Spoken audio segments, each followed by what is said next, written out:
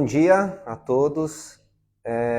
Bom, deixa eu explicar primeiro qual que é essa proposta, deixa eu explicar como funciona essa ideia de todas as sextas-feiras criar essa cesta da reflexão. Foi um pedido de algumas pessoas, de alguns filhos, de alguns amigos, para que a gente pudesse criar uma oportunidade de pelo menos meia hora bater um papo, discutir sobre a vida, sobre a espiritualidade, sobre a Umbanda, sobre o Candomblé, ou seja, meia horinha de uma conversa rica entre vocês, que podem mandar coisas, podem mandar perguntas, e a gente vai dialogando, a gente vai conversando, mas é meia hora. A intenção não é uma aula, não é uma live, como eu estou acostumado a fazer nos dias de desenvolvimento, mas é uma conversa, um bate-papo, às vezes algum assunto interessante que aconteceu, alguma reflexão, ou seja, sempre levar você a um questionamento, a um entendimento tanto sobre a vida, sobre a filosofia, sobre a consciência, sobre o candomblé, sobre a espiritualidade e sobre si mesmo. Então seria uma intenção, nasceu essa ideia, essa proposta de todas as sextas a gente conseguir se reunir essa meia horinha. Claro, muitas pessoas estão morando distante, às vezes não conseguem vir, então é uma forma também da gente estar um pouco mais próximo e conseguir ter esse momento, essa meia horinha aqui. Então, vou tentar, espero que realmente eu consiga todas as sextas-feiras, das 10 às 10h30, assim, estourando, a gente ter esse bate-papo, essa conversa. Mandem sugestões também, às vezes, de dúvidas, de perguntas, temas que muitas vezes leu de algum livro e achou interessante ou não entendeu, queira uma explicação um pouco mais detalhada. A ideia, assim, é uma coisa bem leve, não é uma coisa pesada, claro, embora tenha alguns assuntos que sejam pesados, e aí acaba ficando uma coisa um pouco mais pesada, leva muitas vezes a uma reflexão um pouco mais dura, a um questionamento, a uma crise da própria consciência. Então, essa é a ideia, essa é a intenção. Antes, deixa eu falar dos dois livros. Foram os dois livros criados. Engraçado que muitas pessoas perceberam, né, que o nome é muito similar, né? Além do Olhar e Um Novo Olhar. Porque a minha ideia é sempre trazer uma visão diferente, um novo olhar da espiritualidade, do candomblé, da Umbanda. Embora esses livros eles não são especificamente de candomblé, de Umbanda, eles são livros que visam o autoconhecimento. Esse primeiro livro, que já tem alguns anos, Um Novo Olhar, ele é um livro que busca, através de um personagem que começa a desenvolver a sua mediunidade, só que numa cidade preconceituosa, numa cidade extremamente carente de informação, de conhecimento, e essa busca se inicia ele tentando entender o que está acontecendo com ele. Então, todas as pessoas que estão passando por um processo de desenvolvimento, que estão começando a conhecer, a descobrir a mediunidade em si, eu acho que é uma boa leitura para entender, para perceber um pouco mais sobre o que está acontecendo com você. Porque ele vai em vários lugares, então é um livro bem assim, mais, vamos dizer, espiritualista. Então ele busca no candomblé, ele busca na Umbanda, ele busca no kardecismo, ele busca em xamanismo, ele começa em vários lugares, e aí tem a visão tanto dele, daquela percepção, como do que ele está enxergando extrafisicamente, ou seja, além do físico que ele está reconhecendo, e ao mesmo tempo alguns mentores, alguns guias, ou seja, começam a passar informações para ele através da própria mediunidade dele. Então é uma reflexão muito bacana de tudo que está acontecendo na vida dele naquele momento, e ele vai descobrindo isso e vai reconhecendo o seu propósito, vai entendendo qual é a missão da espiritualidade. É um livro bem bacana, é um livro bem legal. Os dois livros são insights justamente com o objetivo de promover o despertar da consciência, uma jornada espiritual através do crescimento, da evolução, através da expansão da consciência, do reconhecimento de si e da tua visão diante do mundo, como que você se enxerga no mundo, como que você reconhece o mundo, como que você se expressa no mundo. Então, é bem legal, vale bem a pena. O segundo, que é o que saiu agora, chama Além do Olhar, que é o branquinho. Esses já são temas de palestras que eu fui dando ao longo desses 20 anos aí de trajetória. Então são palestras, então são divididos, se eu não me engano, em 23 capítulos, e cada capítulo é um tema, cada capítulo é uma explanação sobre algum assunto, sobre Deus, sobre oração, sobre o sentido do espírito, sobre a morte, sobre a vida. um não tem ligação com o outro. Então é legal porque você pode ler um, depois você pode ler outro. Se você parar, se você esquecer de onde você parou, não tem problema, isso não acaba interferindo. Às vezes você volta para pegar alguma coisa. São livros bem legais, vale a pena conhecer. Ele está na editora hercules.com.br. Então, quem quiser, tanto o livro físico consegue comprar, como o e-book. Então, você consegue encontrar pela editora Hércules. Então, é só entrar editorahercules.com.br. Certo? Bom, vamos iniciar então nossa conversa, nosso bate-papo de hoje. O assunto que hoje está no momento e todo mundo perguntando, falando, é como funciona. Hoje vamos sair um pouco desse tema da espiritualidade, vamos entrar um pouco mais no tema do candomblé. Embora a gente acabe entrando sempre nos dois lados, porque o candomblé, a Umbanda em geral, faz parte da própria espiritualidade em si, né? Mas o assunto de hoje é a quaresma, que tive uma enxurrada de perguntas de pessoas, e aí, e chegou a quaresma, e o que o candomblé faz, e como que o candomblé acaba reagindo, como que uma religião de matriz africana, embora brasileira, que é o candomblé, se posiciona, e quais são os rituais, ou seja, o que acaba fazendo. Porque agora a gente sai pela rua, o que a gente vê são pessoas de contregum, né? É bem comum que a gente veja as pessoas de contregum e passam por alguns determinados rituais. Então, quero trazer um pouco da minha visão, claro, hoje com um viés um pouco mais candomblecista, sobre como que nós nos posicionamos de acordo com uma liturgia e com um calendário litúrgico católico, que não é nada do candomblé. E claro, bater um papo em relação a isso também, para que você entenda e perceba não só esse conceito, mas também um pouco a minha visão, um pouco como eu enxergo tudo. Fiz até alguns tópicos aqui para que eu não me perca. Bom, a primeira ideia para entender o que significa, o que é a quaresma são os 40 dias que precede a Páscoa, ou seja, após o Carnaval, os 40 dias. Carnaval vem de carnevales, ou seja, a festa da carne. Então, por isso que aquela loucura, aquela bagunça, claro, tem a ver com religiões mais antigas, que tem a ver com solstícios, tem a ver com equinócios, ou seja, uma série de outras culturas antigas, pagãs, que tinham esses rituais, que não cabe aqui ficar discutindo exatamente quais são ou como. Posso trazer, claro, uma visão, por exemplo, do Lorogum, que o candomblé usa, que é a guerra entre os orixás, ou seja, um momento de paz, e que talvez possa ter havido em algum momento, tido alguma referência. Mas o principal é trazer a ideia de que representa, né, um momento de penitência, que vai trazer a morte de Jesus. Ou seja, então estamos levando para um conceito, para um calendário litúrgico do catolicismo, do cristianismo em si. Então, diferente de uma religião de matriz africana que nem conhece essa história, que não tem a mínima noção do que é, se tem conhecimento cultural, mas não um conhecimento igual no Brasil, imposto como foi. Então, o primeiro ponto é entender que carnaval vem de carnevales, que é a festa da carne. Então, é a concupiscência do corpo, da alma, ou seja, que vai fazer os prazeres, vai beber, vai fumar, vai fazer sexo, porque depois existe um preceito de 40 dias, ou seja, existe um recolhimento de 40 dias. Então, como eu vou ficar 40 dias sem beber, sem comer carne, sem nada, então deixa eu aproveitar o máximo agora.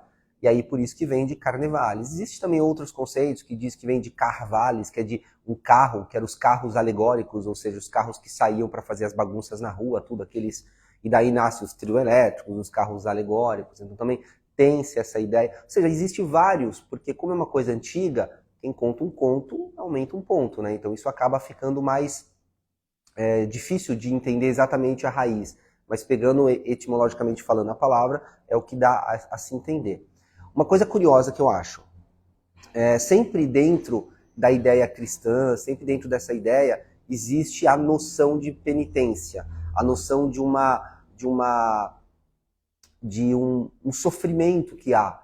Então, eu vejo muito pelas promessas que as pessoas fazem, né? Muito curioso, eu vou parar de beber refrigerante, nunca mais vou comer chocolate, vou andar de joelho, aquela subidinha lá que dá até a Aparecida, vou até a Aparecida a pé, ou seja, sempre a noção embora não somente na quaresma, mas existe a ideia da penitência, ou seja, a ideia de um recolhimento para um pecado que existe, para uma tristeza, então existe a autoflagelação, a punição, ou seja, sempre a promessa ela está presa e voltada a uma ideia de punição, a uma ideia de dor, a uma ideia de sofrimento.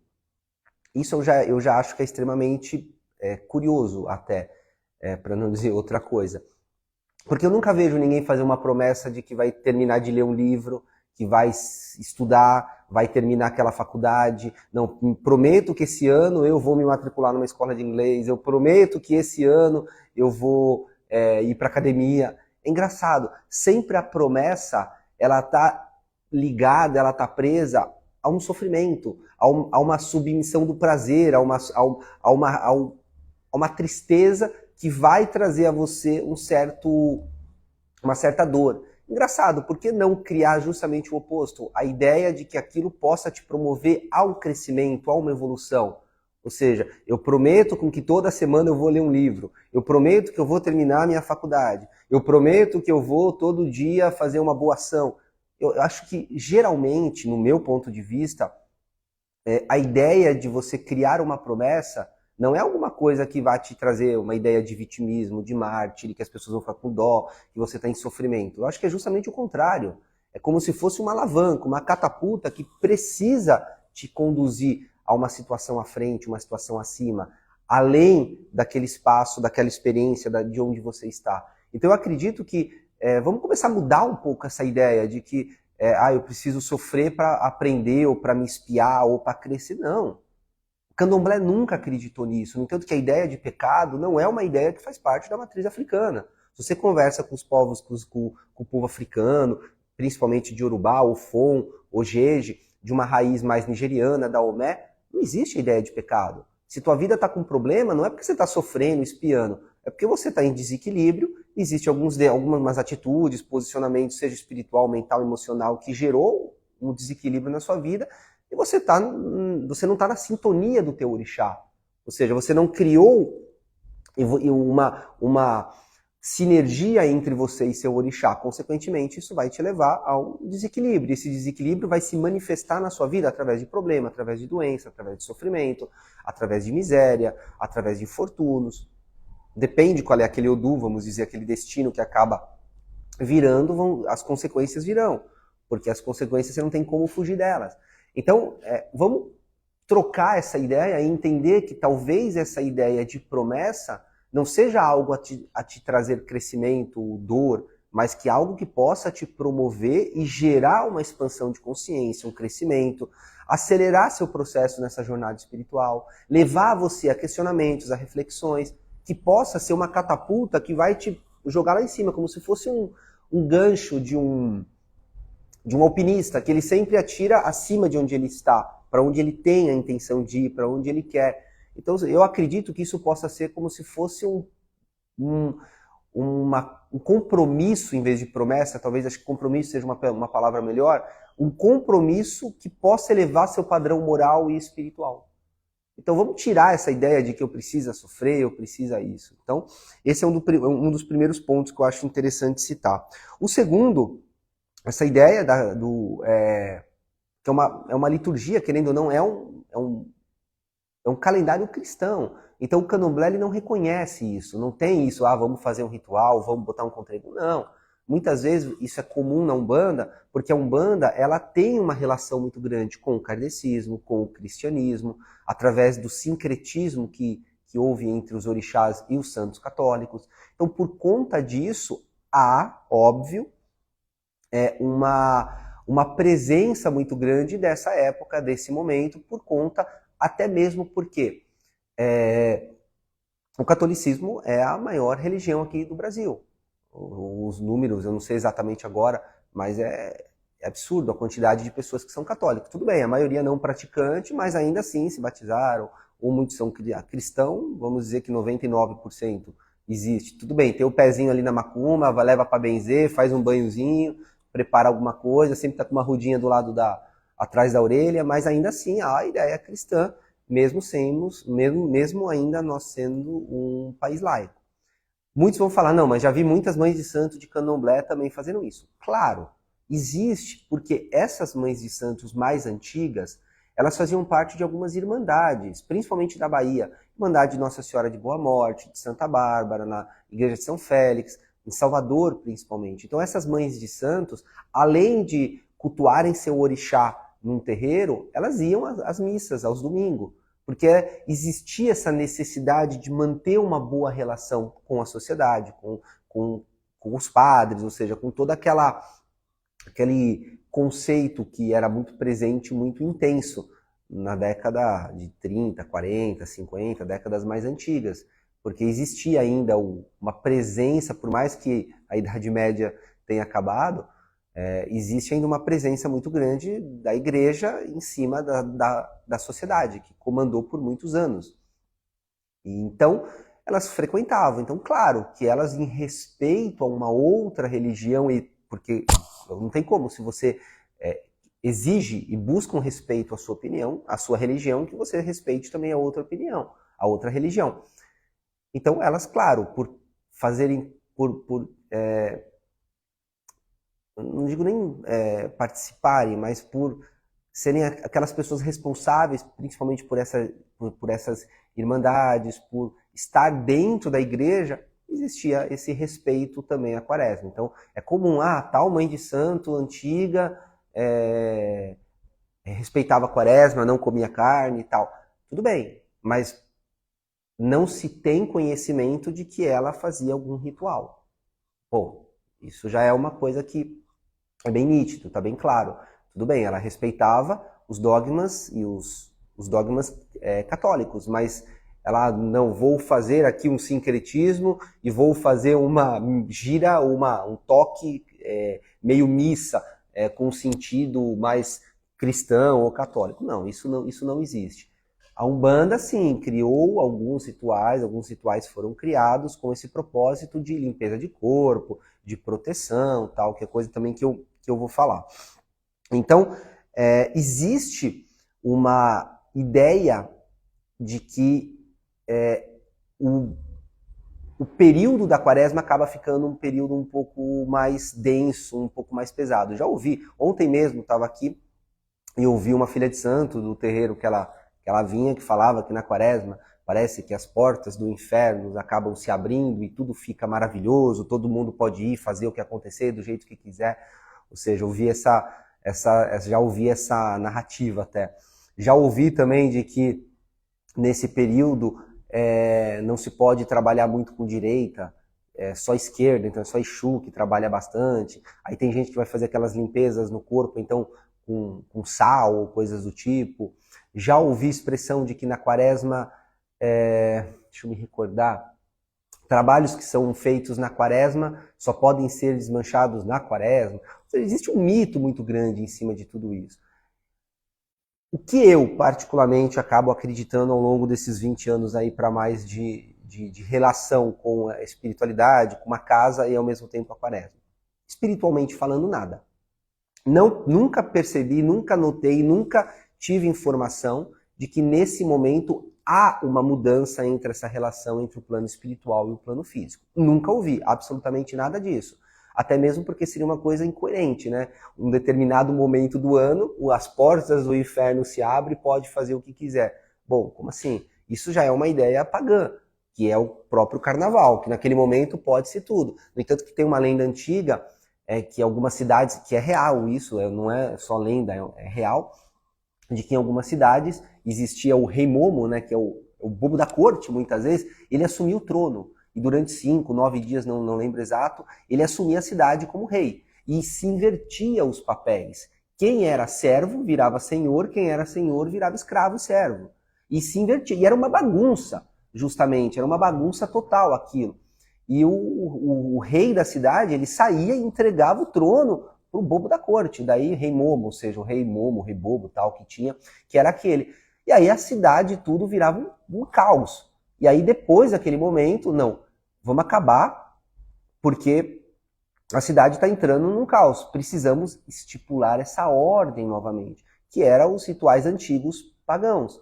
Eram assim que eram feitos os carnavais antigamente. Por isso as máscaras, por isso aquelas roupas. Quem já foi para Veneza, na Itália, já viu o luxo e a beleza que é, claro, criado em cima de uma arte, de uma estética muito grande, mas o rei Momo assumia, e era uma desordem, um caos na cidade, uma loucura total. E naquele momento tomavam-se, depois que acabava o carnaval, o rei voltava, existia uma chave, que a chave era entregue ao rei de verdade, e ele estipulava novamente a ordem, o cosmos saía daquele caos. Então, não tem uma relação muito grande de tipo, agora pode tudo, o inferno abriu, e depois acaba e devolve a chave novamente para os céus, ou seja, para São Pedro, que seria. Então, ou seja, você vê como são, no meu ponto de vista, assim, relações muito similares, até bizarras em alguns espaços, e aí acaba a pessoa enxergando aquilo.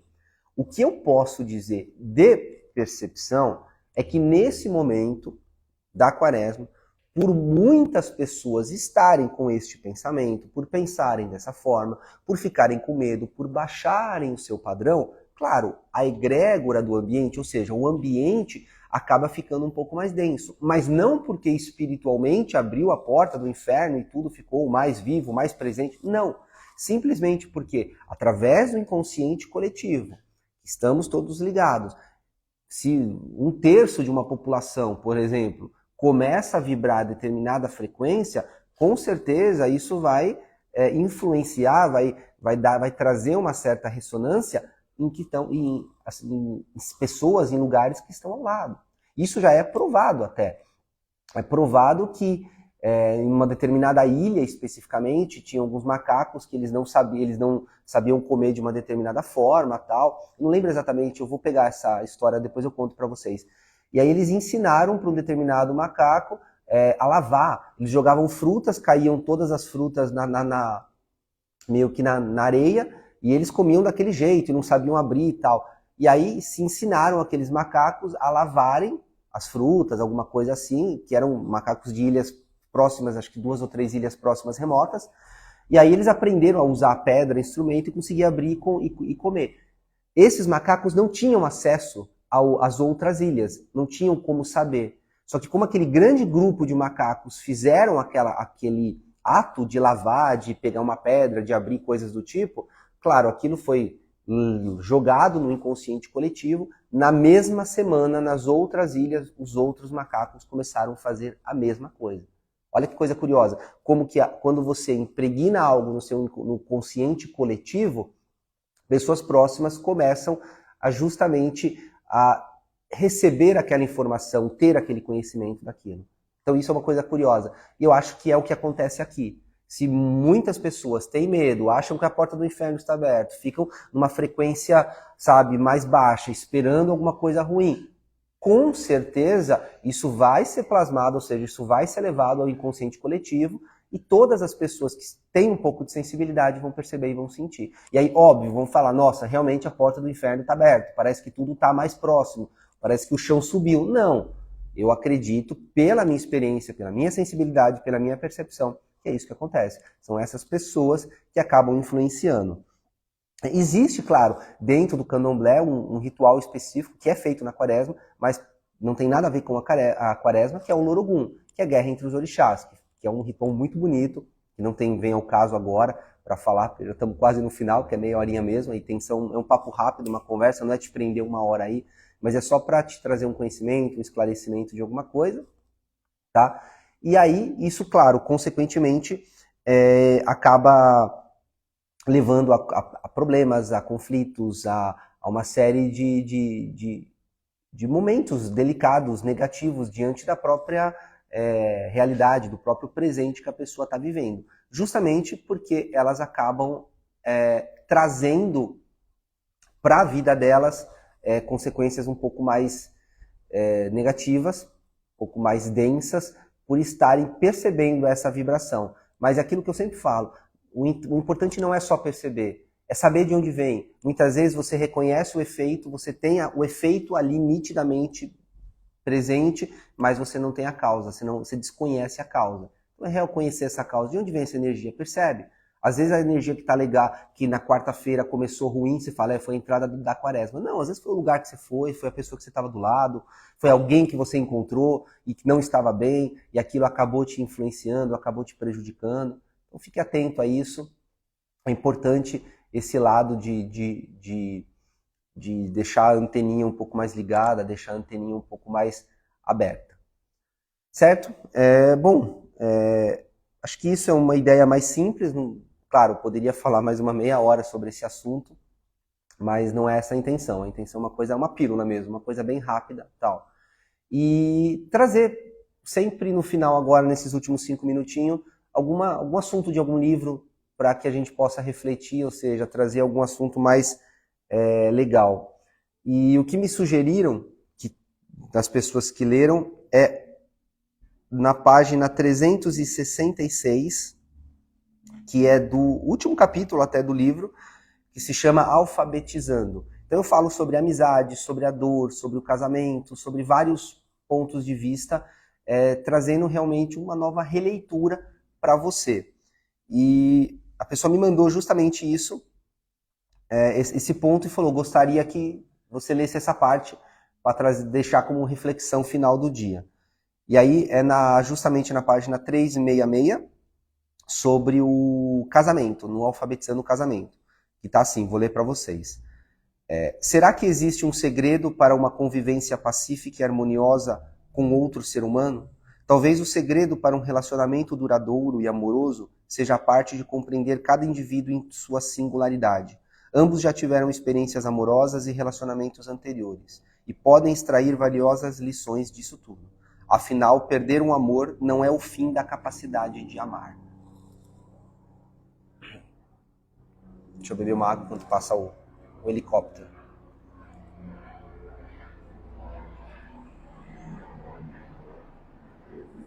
Então, é mais ou menos essa última frase, acho que explica bem essa ideia, né? De que perder um amor não significa perder a capacidade de amar.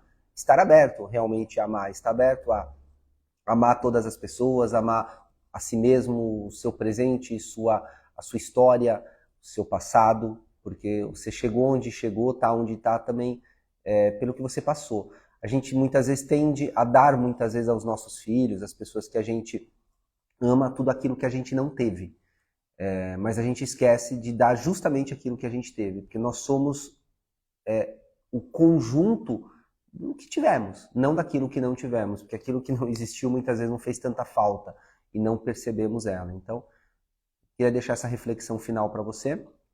Bom, avisando que sábado amanhã teremos trabalho de catiço às 18h30 até as 22 horas, então às 6h30, trabalho de catiço com atendimento, tá? Bom, espero que tenham gostado dessa conversa. Mandem aí nos comentários. Como diz, façam o triplo C. Curte, comenta e compartilha, para que eu perceba que vocês estão gostando e continue esse trabalho de todas as sextas-feiras, pelo menos meia hora.